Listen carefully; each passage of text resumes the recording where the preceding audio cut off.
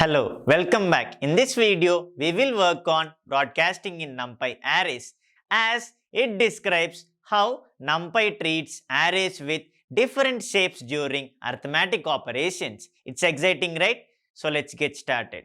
So we have worked on basic arithmetic operations. We have seen the difference between multiply and dot product because that's where people just think both are same but both are not same, right? So that's how we have just made it sense in the previous video. But now we'll understand the other important, which is a very advanced concept in Numpy, which is called as broadcasting, because people think that Numpy arrays can perform arithmetic operations on any shape of arrays. It's not true, because when we say broadcasting, it mainly describes how does this Numpy treats array with different shapes during arithmetic operations. That's where I'll just make it very simple. We'll work on the practical thing and I'll make it very simple when you work on different shapes, because generally that's the main difference in multiply and dot product. So when you go for dot product, the number of columns in the first array and the number of rows in the second array should match. If they don't match, you get an error. That's what even when you go for multiply, in the previous example, you see, the shapes are not matching. How does that can perform, right? That's where broadcasting will make you clear idea, because when we try to use a concept of reshape function in Numpy, that's how we try to view the shape of it. We convert one-dimensional array to two-dimensional and three-dimensional. That's where we'll work on it. So broadcasting basically describes how does Numpy treats. It basically describes how Numpy treats arrays with different shapes during arithmetic operation. With different shapes during arithmetic operations. That means first let's try to give a scalar and how does that is being performed. Because generally that's what we have seen in the previous video. What happens when you give a scalar? It will automatically multiply each and every element. But internally that is not the process. It treats every other position is filled with the same element. That's where the main role in broadcasting works. So for that, what we'll try to do is, let's try to create an array. A is equal to np dot array of one dimension. I'll give 1, 4, 5. And so when I give print of A, you could see, when I give print of A, you see the array 1, 4, 5. And what I'll do is, I'll just try to multiply directly with a scalar. So I try to give A into 2. So you could see the result is 2, 8, 10. How does that is possible? Because in the simplest point of broadcasting, the main rule is the size of the trailing axis for both the arrays which are in operation must either be the same size or one of them must be 1. That means here when I gave 2, it is mapping every element with 2 only. So 2 into 1, 2 into 4, 2 into 5. That's the reason it gave you 2, 8, 10. Because when you go for shape of A, it will be one-dimensional. That's where you find the difference. Now what I'll try to do is, first let's try to give shape. So when I give A dot shape, you could see the difference is, you expect that as 1 row 3 columns 1, 3. No, this is where you have the difference. That means if I try to change it, A is equal to np dot array of, I try to make it as 2 dimension. So 1, 4, 5, there you go. Now when you give print of A dot shape, this is your view, because whenever you see such kind of thing, this is 1, 3 and 3, This is where a point of question lies for most of your people, because whenever you see such kind of thing, always treat Numpy arrays of two parts.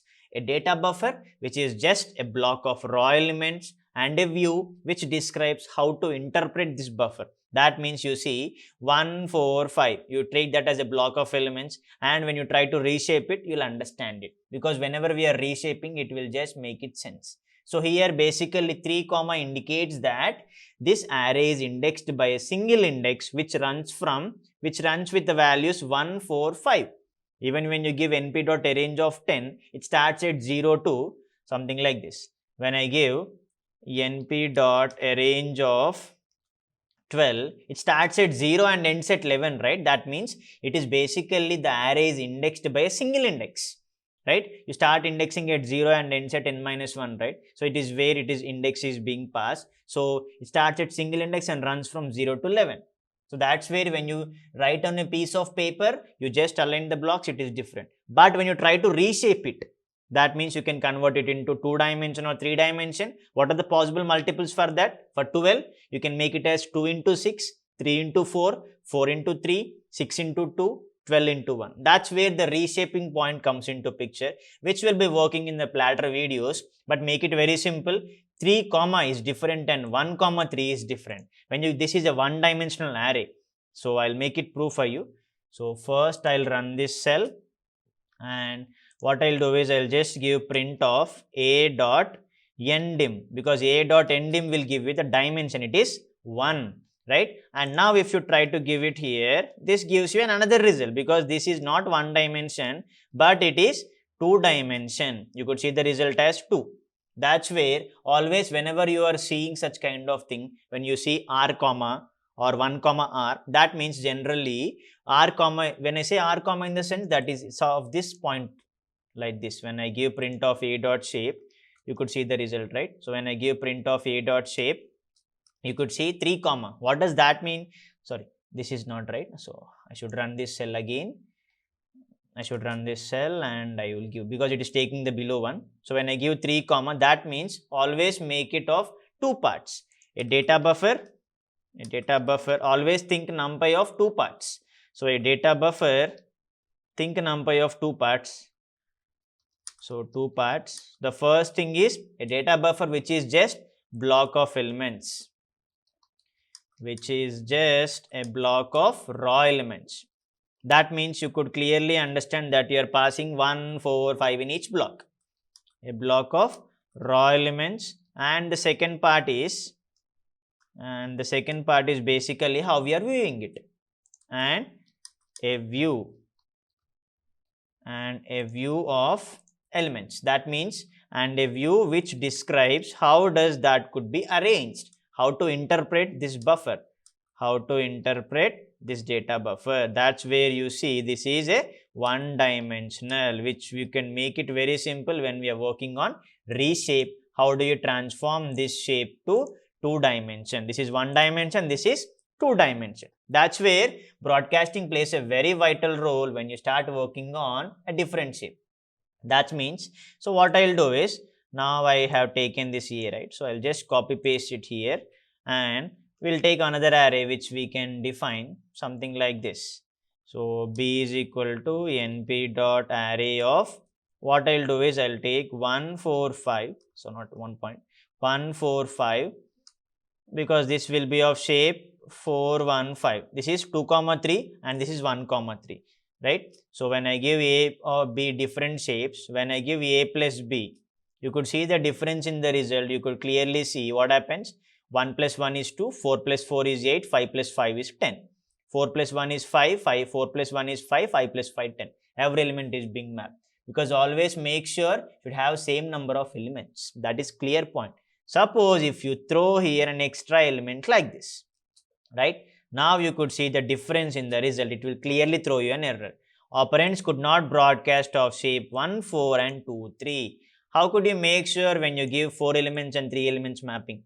It's clearly an error, right? That's where broadcasting is having a limitation here. Just make it practical when you are working on it. Always make it very simple. Just even if you get error, no issues. You just understand how does that error can be rectified. So A, B. So you could see 1 plus 1, 4 plus 4, 5 plus 5. 4 plus 1, 4 plus 1, 5 plus 5. That's how this broadcasting is very, very important when you work on arrays of different shape. At least the number of elements should match there, right? The number of elements in the sense, if you are having 3, this is the shape is 1, 3, right? And the shape is 2, 3. 3, 3, right? That is matching. If you make sure if you pass one more element, it is gone. So that's why broadcasting plays a very vital role when you're working on an array of different elements. So this is a very key point. And if you try to give A into B, when you give A into B, what happens? Same. Multiplication is possible, but the dot product, it differs by checking on the by checking the number of columns and number of rows in both the arrays. So that is how broadcasting plays a very vital role when you are working on arrays of different shape. Just keep practicing. It will be easier because arithmetic operations play a very vital role when you're working on arrays, and we'll just carry forward this into the next series of videos where we'll work on random number generations and working on statistical functions, universal functions, and we have so many things coming up. Because if we are clear in this, it will be easier in the next series of videos. Any queries you have, just let me know. You could just drop in the comments and you can just review me. So it will be very much easier when you start working on this. So in this video, we have understood how broadcasting in Numpy arrays works. In the following video, we will work on random numbers generation in Numpy arrays. Thank you. I hope you have enjoyed watching it. If you have liked our content, please do hit like button and do subscribe to our YouTube channel for more useful content and exciting updates. If you want to learn such practical content at an affordable cost with Microsoft certification and instructor support, please register at academy.codegnan.com. You can also download app from Play Store as Codegnan. Never hesitate to raise queries in the comment section, and please do reply with your suggestions for more practical videos. We'll be happy to come up with it. Thank you.